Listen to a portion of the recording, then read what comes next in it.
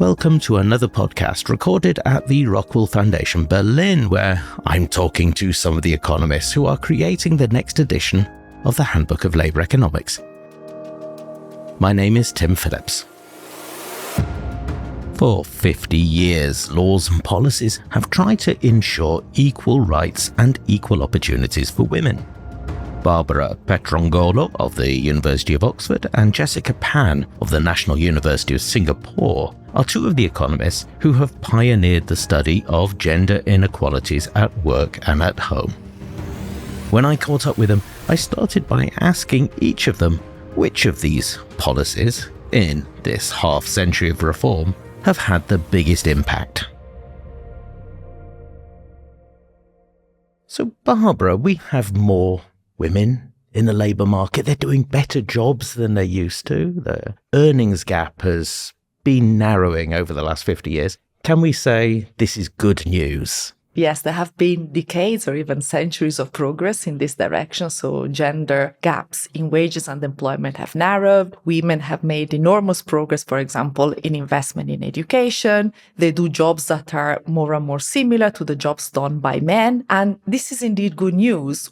Many of these developments happened against the backdrop of increasing inequalities along a number of other dimensions. For example, inequality increased by education, by labor market experience, by social status, and gender inequalities instead have narrowed for a number of decades now. This is good news for at least two reasons. One is, of course, social justice, and this is very important because there's an issue of equal opportunities, equal access to careers, good education, labor market success. But then, of course, there is also an important issue about allocation of talent to jobs. So starting from the premise that the distribution of productivity, the distribution of talent is not systematically different, of course, between men and women. If there are barriers or constraints to the entry of one group to some occupations, to the labor market at large, then it means that women's talent is not used in the best possible way. But also at the same time, it also means that men's talent is not used in the best possible way because, of course, there are male-dominated occupations and female-dominated occupations. So the removal of barriers, of course, would be good news to the efficient allocation of talent. So, Jessica, can we say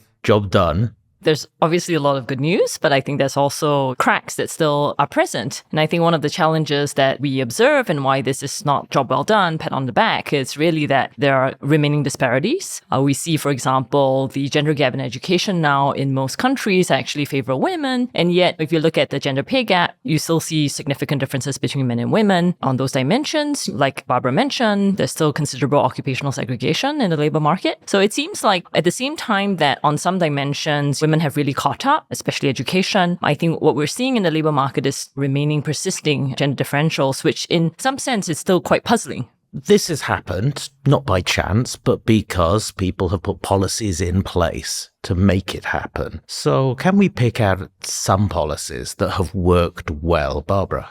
There are remaining inequalities in the labor market. And in particular, for example, just to mention one obvious example, women bear most of the financial penalty from parenthood. So if one thinks about successful intervention to achieve gender equality, perhaps one thing to target would be the penalty from motherhood. So what would be those policies that reduce that kind of penalty?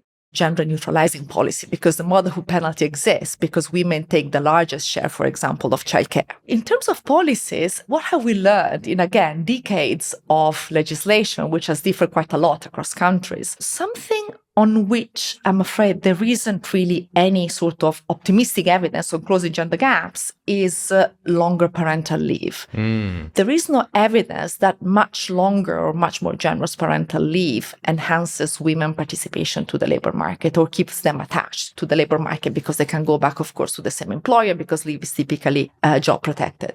The evidence is more optimistic for other forms of family support, for example, support for childcare. Again, it's not pervasive, the evidence that we have, but there is some evidence, especially for the US, that, for example, preschool program or subsidized childcare program do encourage maternal participation. And of course, effects depend on the sort of social status and social environments of the family. But there is more evidence in favor, for example, of let's call them substitutes to maternal childcare, like government provided childcare. Something that is still in its infancy is the evaluation of the impact of incentives for fathers to take parental leave, because this indeed would be like some kind of gender neutralizing policy. The take-up rate of father's leave, daddy's quota, is still relatively low. So again, the evidence that we have is not too encouraging, but at the same time, we can't really say that the take-up has been so large that we can really evaluate the impact of that on, say, maternal outcomes. Why has the take-up been so low on that? One possibility is that the role of conservative gender norms in the labor market and the household is still fairly pervasive. So there might be reputational costs for fathers to take paternity leave. Gosh. Now, one important thing, we need to realize a distinction, let's say, between what is a sort of motivated concern that really, like, society will think less about you if you're a father who takes paternity leave. What will your employer think? Or perhaps why you might be thinking about it as a father, but perhaps you might be wrong. Perhaps it's something that you might do for reputational concerns that might be misplaced. So in this case, sharing information on the real costs of this behavior would be really important to break a bad equilibrium in which people think that there are huge reputational concerns from taking some counter-conservative behavior, but perhaps the concerns are not really well-founded.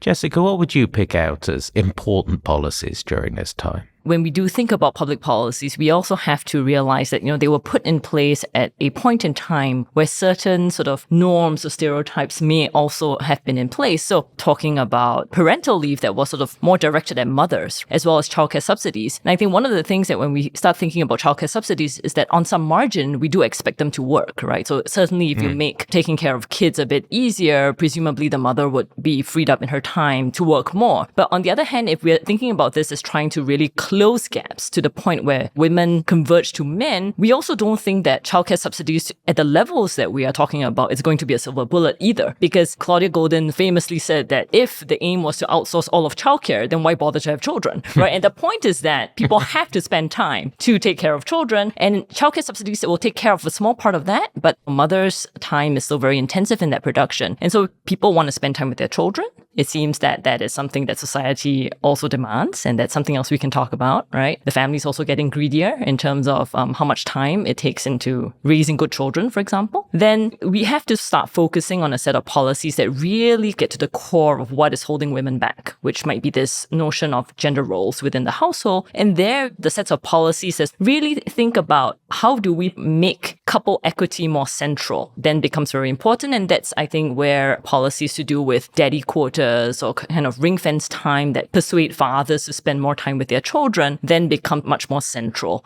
The other set of policies that we haven't really discussed so far move away from family policies into the workplace, right? So thinking about how work is organized. Why is it that there are certain types of jobs that really start to demand these long hours that seem to favor one gender over the other, even though on the surface they are gender neutral, right? It's not like the company says only dads have to work long hours, mothers don't. But by saying that people have to work long hours to work in this job, it implicitly puts, certain penalties on certain genders. But again, in a way, because society has this notion that, women typically are the ones that provide the childcare. So I think some of the policies that may be successful could also be starting to think about the work front. Why should there be this tension between work and family? This concept of greedy work and greedy families, this idea of things that take up so much space and time, they don't leave much room for gender equity. Could you explain a little bit more about that and how it works and why it's come about? There are some characteristics of high-earning, high-prestige careers that are particularly female-unfriendly or family-unfriendly, let's say, for example, long hours, inflexible schedule, penalty associated to career breaks, etc. How did that come about? I mean, this could be because perhaps these jobs in the past were completely male-dominated, and the typical family had a male breadwinner, for example, somebody occupying one of these jobs in the corporate sector or the legal sector or politics, and then the wife in the family, typically, who perhaps didn't work or had a job that was much less demanding. Now, with higher equality in the labor market, of course, women have aspirations and qualifications and competencies to do these jobs. But then there is the barrier of the organization of work. can different professions provide job characteristics that are more family friendly so that women can participate to these careers as much as men?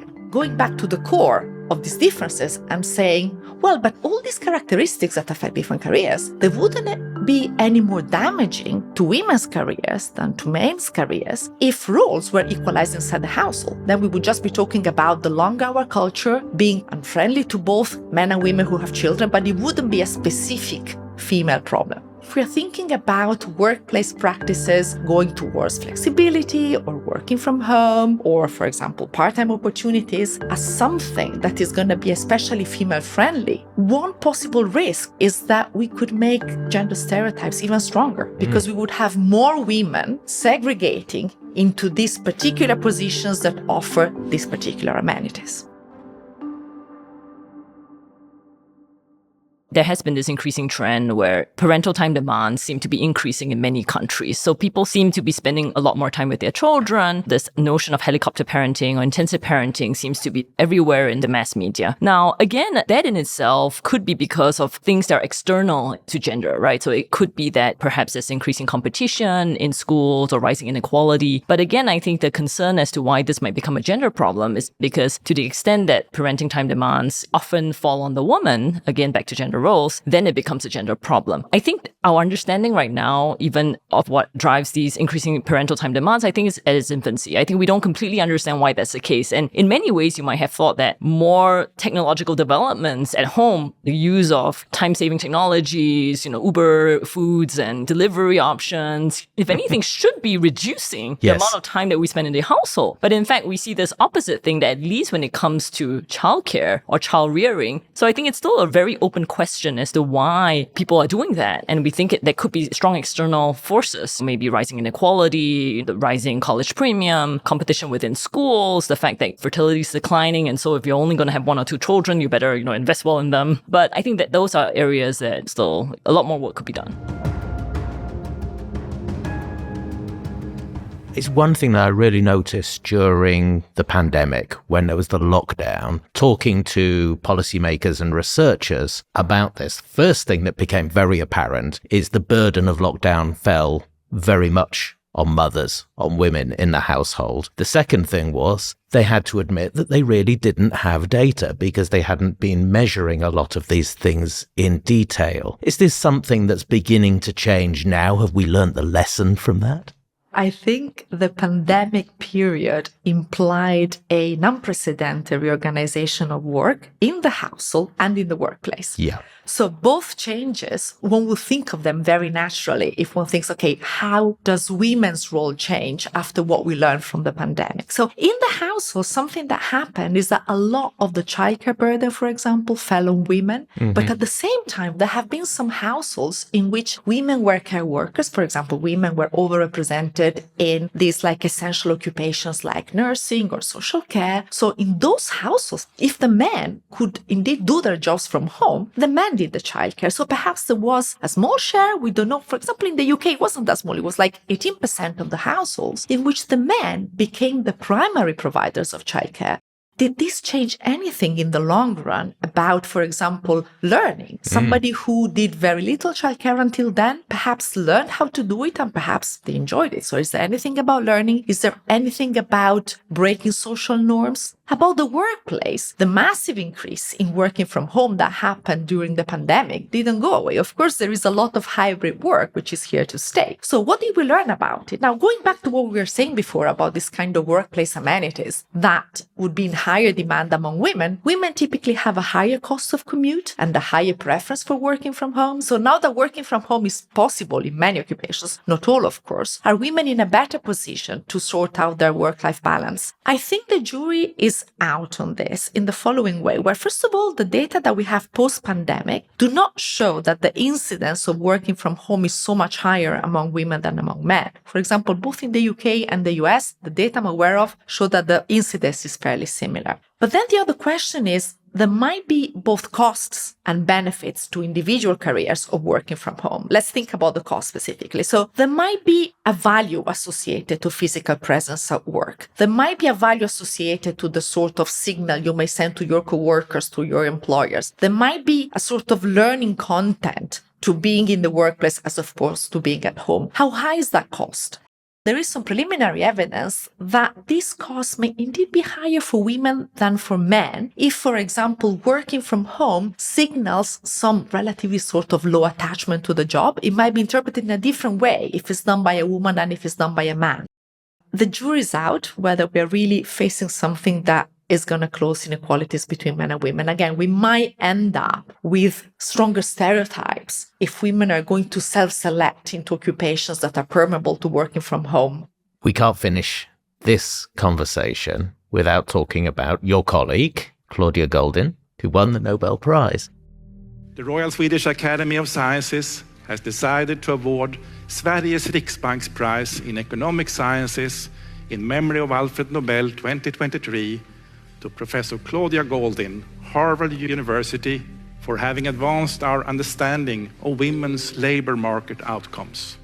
Does this signal more attention to be given to this subject, which has been undervalued? Will there be changes in the future? Might there end up being policies tried that we haven't tried before because of it? Jessica. Yeah, so I think I speak on behalf of all of us that, we're super excited. I think it's great validation on the importance of the work. She's an inspiration and a pioneer in many ways in this field. And I think she continues to shape the way we think about the topic. And so I think a lot of the stuff that we talked about on the reorganization of work has Claudia written all over it. So I think it's been absolutely fantastic for us. I think it's a great driver of the work. I think in the last 10 years or so, there's been a massive increase in interest. And so I think the prize is extremely timely and it's going to spur on even more work. And I think it's going to put sort of gender very front and center in terms of thinking about all these issues. We started this conversation talking about, let's say, the good news and the bad news. The good news was gender convergence that went on for decades. And the not so good news is like remaining inequalities on which most of us are working in this area. And Goldin's work was indeed the backbone of both these literatures. So, for example, why gender trend converged? And she has done really pioneering work in combining the historian perspective with labor economics insight to understand what were the economic factors that implied higher participation of women to the labor market, based, for example, on incentives to work, changing aspirations, changing identities, etc. And her same work, or various strands of her work, are also extremely insightful for understanding the causes of the remaining inequalities. So, for example, this culture of greedy jobs that are especially family unfriendly, or the structure of pay in some professions. A lot of the things that we were talking about that now have attracted research from a very large number of economists, they were precisely pioneered by Goldin's work. There are many people who maybe are not labor economists who have been introduced to the work because they saw she'd won the Nobel. They read the news stories. They listened to what people were saying about it. It's something that they recognize in their lives, and they're thinking, this is something that we could really make progress on. So I hope for your work and for her continuing work as well, we managed to do so, and that we managed to close those remaining gaps. Barbara, Jessica, thank you very much for talking to me. Thank you very much. Thank you. Thanks for listening. The Rockwool Foundation Berlin Institute for the Economy and the Future of Work is providing new knowledge to inform public debate and to create the best possible basis for policy making. Find out more at rfberlin.com.